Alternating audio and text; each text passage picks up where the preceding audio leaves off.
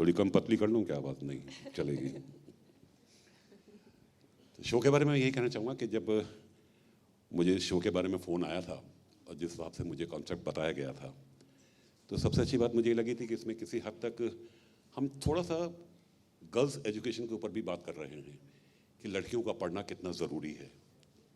और जो इसमें मेरी बेटी बनी है, मतलब बहू है, जिसको मैं बेटी की तरह मानता हूँ, और एक वजह थी मैंने जिस वजह से उससे अपने बेटे से शादी कराई ताकि मैं उसको पढ़ा सकूँ। वो पढ़ना चाहती है लेकिन उसे कोई पढ़ने नहीं देता उसके घर में, इसी वजह से मैं उसे बहू बना के ना अपने घर पे लाया, उसे पढ़ा लिखा रहा हूँ ताकि वो किसी काबिल बन सके। और पहली बार बहुत टाइम के बाद शायद ऐसा देखने को मिला कि एक ससुर और बहू में जो बॉन्डिंग होती है वो बहुत कम जगह देखने को मिलती है।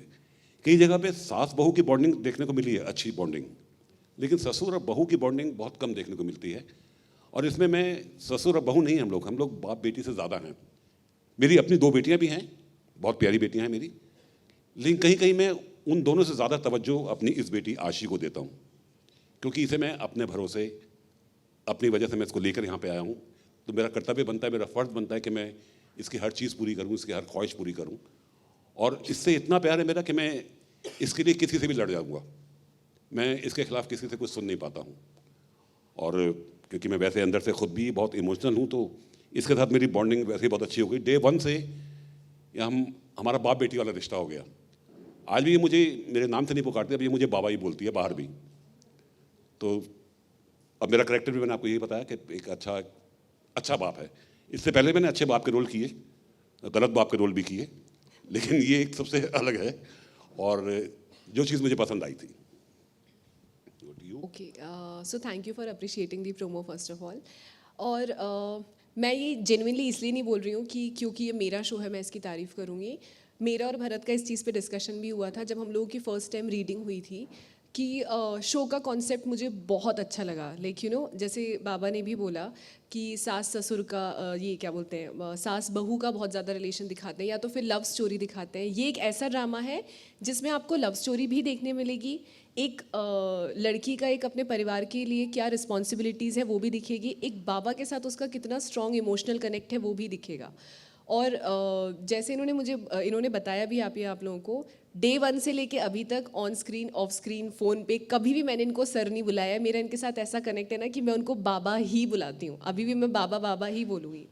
और जैसे बाबा ने बताया कि ये मुझे अपनी बहू नहीं बेटी मानते हैं, वैसे ही आशी का भी कैरेक्टर ऐसे दिखाया है कि उसकी पूरी जो लाइफ है वो डेडिकेटेड है अपने बाबा के लिए, कि अगर बाबा ने उसके लिए इतना किया है, बचपन से उसको पढ़ाया लिखाया, उसको अपने पैरों पे खड़े होना सिखाया है, तो उसके लिए लाइफ में और कुछ मायने ही नहीं रखता है। क्या पति होता है, क्या प्यार होता है, उसको कुछ भी नहीं चाहिए। उसको अपनी लाइफ में अगर वो अपने करियर वाइज भी आगे बढ़ना चाहती है तो वो सिर्फ अपने बाबा के लिए बढ़ना चाहती है। तो मुझे ये एक आशी का जो साइड है ना बहुत अच्छा लगा कि शी इज़ वेरी सेल्फलेस। उसको पता है कि मेरे बाबा ने अगर मुझे ज़िंदगी दी है तो अब मैं अपने बाबा के लिए ही जीऊँगी।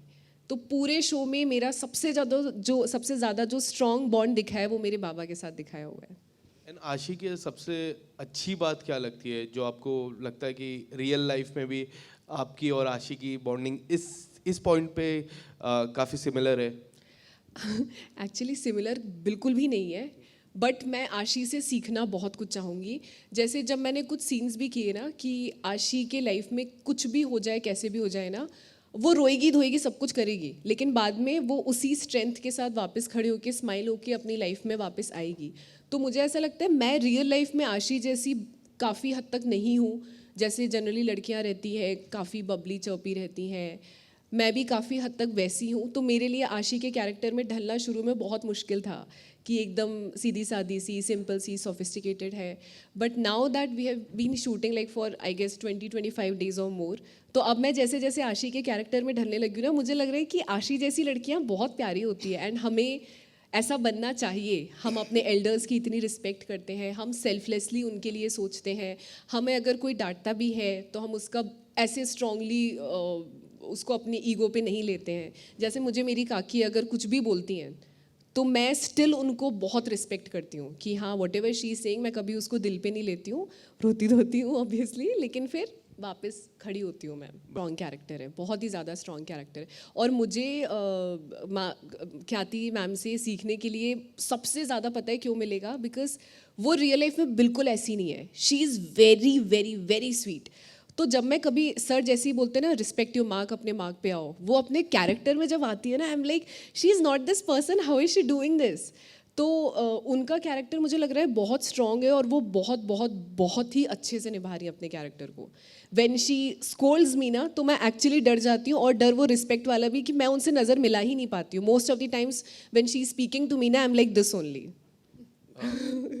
अभी तक तो जो हमने किया उसमें कभी आया नहीं है, और मुझे लगता भी नहीं है कि आएगा, बिकॉज आशी को वो दिखाया गया है कि शी अंडरस्टैंड्स कि उसकी ये लक्ष्मण रेखा है, उसको पार नहीं करना है। तो उसको कभी किसी को बताने की ज़रूरत नहीं पड़ेगी कि आपको क्या करना है क्या नहीं करना है। बाबा ने तो उसको फुल फ्रीडम दे के रखा है। अगर बाबा देखते भी हैं कि उसका थोड़ा बहुत सिद्धार्थ की तरफ से दिख रहा है, तो ही तो वांट्स कि हाँ ये अपनी लाइफ में आगे बढ़े। बट आशी नोज़ हर लिमिट्स कि नहीं, मैं इस घर की बहू हूँ तो मैं ये सब कर नहीं सकती हूँ, मैं बाबा को हर्ट नहीं कर सकती हूँ। प्लस माँ की तरफ से भी मुझे कभी ऐसे फोर्स नहीं किया जाएगा, क्योंकि उनको भी पता है कि ये मेरी बहू है और इसको अपनी लिमिट्स पता है, ये आगे नहीं। तो फोर्स वाला तो आई डोंट थिंक कहीं से कुछ एंगल आएगा। कैरेक्टर फर्स्ट ऑफ ऑल ऐसा है कि कॉलेज में जो हर बंदे का ड्रीम होता है कि मुझे पहला कैरेक्टर ऐसा ही प्ले करना है कि कॉलेज में कूल डूड और स्पोर्ट्स में भी अच्छा है, लोगों की मतलब एल्डर्स की रिस्पेक्ट करता है। तो ये कैरेक्टर मतलब ऐसे कि एक तरफ़ा प्यार करता है, लड़की की भी समझ रहा है कि कैसा मतलब क्या किस सिचुएशन में है वो, तो और वो लिमिट्स में रह के, और एक मतलब उसका ऐसा चल रहा है कि ड्रीमी है सब कुछ, या पता नहीं रियल क्या है ड्रीमी क्या है, उसको समझ नहीं आ रहा। उसको प्यार होता है तो पता नहीं लगता कि क्या चल रहा है लाइफ में। वो खुद को रोक भी रहा है लेकिन रोक नहीं पा रहा है, तो वैसा चल रहा है। और मतलब वो सिचुएशन में ऐसी में फंसा हुआ है कि उसको रियलिटी और उसमें डिफरेंस, इमेजिनेशन में डिफरेंस पता नहीं लगे वो तो। और देखते हैं आगे जाके कैसा क्या लेयर्स आती हैं कैरेक्टर में। बाकी अच्छा कैरेक्टर है, cool dude. All the best. Thank you. So about Amrita, firstly, thank you so much all of you for coming. And for Amrita, I would like to say कि ये एक ऐसा कैरेक्टर है जिसकी ज़िंदगी में एक बहुत बड़ा हादसा हुआ है, जिससे ये कभी उभर नहीं पाई है। इस कैरेक्टर का जो फोकल पॉइंट है वो ग्रीफ से निकल के आता है। कुछ लोगों ने इससे पहले मुझे पूछा कि क्या आपका कैरेक्टर नेगेटिव है। मैं यही कहना चाहूँगी कि हो सकता है कुछ लोगों को ये नेगेटिव लगे, क्योंकि ये जिस जगह से आ रही है वो ग्रीफ से आ रही है। उसकी ज़िंदगी में एक ऐसी दुखद घटना घटी है जिसकी वजह से उसका जो ग्रीफ है वो गुस्से में बदल के निकल के आता है। उसकी जो इमोशनल जर्नी है वो बेसिकली उसकी ग्रीफ से निकल के आ रहा है। तो हो सकता है कुछ लोगों को ये नेगेटिव लगे, लेकिन मेरे लिए ये इसकी जो एक्शंस है वो बिल्कुल जस्टिफाइड है। मेरे लिए, अमृता के लिए ये बिल्कुल करेक्ट है जो ये चीज़ वो कर रही है। आई एम श्योर हर एक के घर में माएँ ऐसी ही होती हैं जो अपने बच्चों के लिए, उनकी खुशियों के लिए किसी भी हद तक जा सकती है। उनकी अच्छाई के लिए, उनके लाइफ में कुछ अच्छा हो उसके लिए वो किसी भी हद तक जा सकती है। तो अगर किसी को ये लग सकता है ये नेगेटिव है, लेकिन एक माँ के लिए वो नेगेटिव नहीं है, वो जस्टिफाइड है। वो जो भी कर रही है, वो जो कर रही है अपने बच्चों की अच्छाई के लिए कर रही है। लाइक आई सेड, ज़िंदगी ज़िंदगी ब्लैक एंड वाइट नहीं होती है। ब्लैक एंड वाइट के बीच में बहुत सारे ग्रे शेड्स होते हैं, हज़ारों ग्रे शेड्स होते हैं। एक ग्रे शेड दूसरे ग्रे शेड से बहुत अलग होता है। सो हो सकता है मैंने पहले भी नेगेटिव कैरेक्टर प्ले किया हो, लेकिन वो ग्रे बहुत अलग था इस ग्रे से। इस कैरेक्टर का जो निकल के आ रहा है वो ग्रीफ से निकल के आ रहा है। So what ever she is doing is totally justified, like I mentioned earlier. Makers ने जिस समय मुझे नरेशन दी थी, मुझे अमृता का character I felt was the strongest character in the show, because एक तो मैंने कभी कैरेक्टर ऐसा प्ले नहीं किया है जिसमें उसकी एक इतनी प्यारी चीज़ उससे छीन ली गई हो। उस इमोशन के साथ वो जीती है, वो ज़िंदगी भर उस चीज़ को भुला नहीं पाई है। वो एक इंसान को उस वजह से उस इंसान को ब्लेम करती है उस चीज़ के लिए।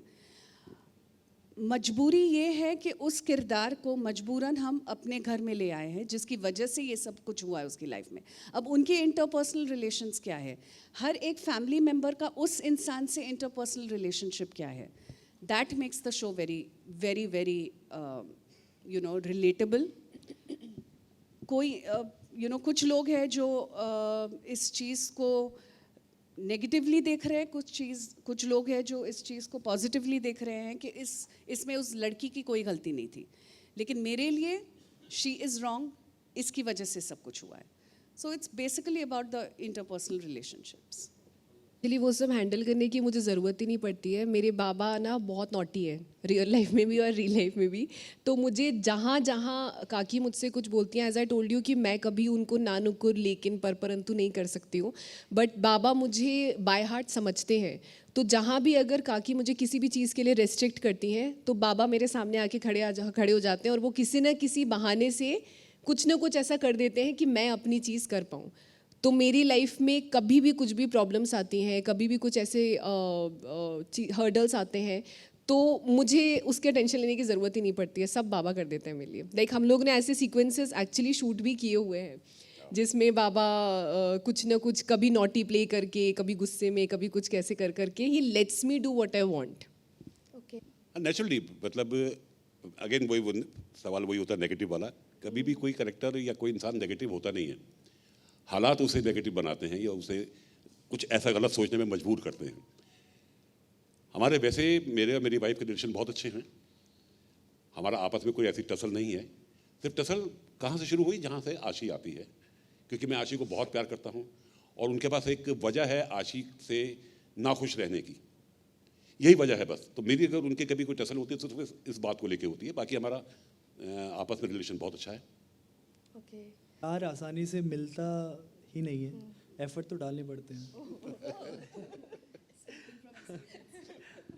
तो आसानी से मिल जाए फिर वो उस चीज़ की वैल्यू होती नहीं है, चाहे वो कुछ भी हो। अगर मेरे को ये शो भी इजीली मिल जाता तो मेरे को शायद इतनी वैल्यू नहीं होती।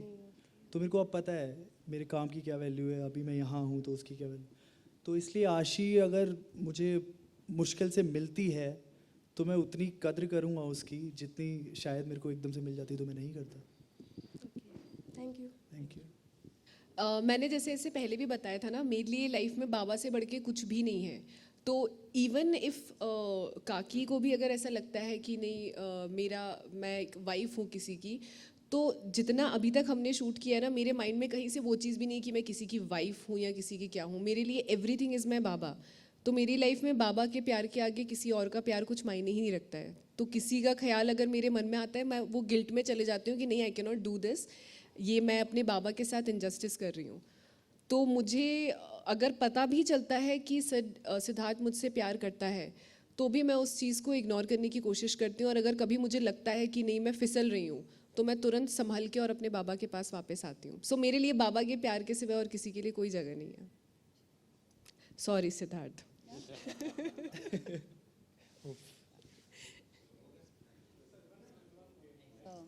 Her husband, he's dead. Yeah, what he, no. So he's, so for that you will have to watch our show. That is the intrigue that we are trying to create. तो आप please show देखिए हमारा, आपको पता चल जाएगा what we are trying to say in the promo. For that you'll really have to watch.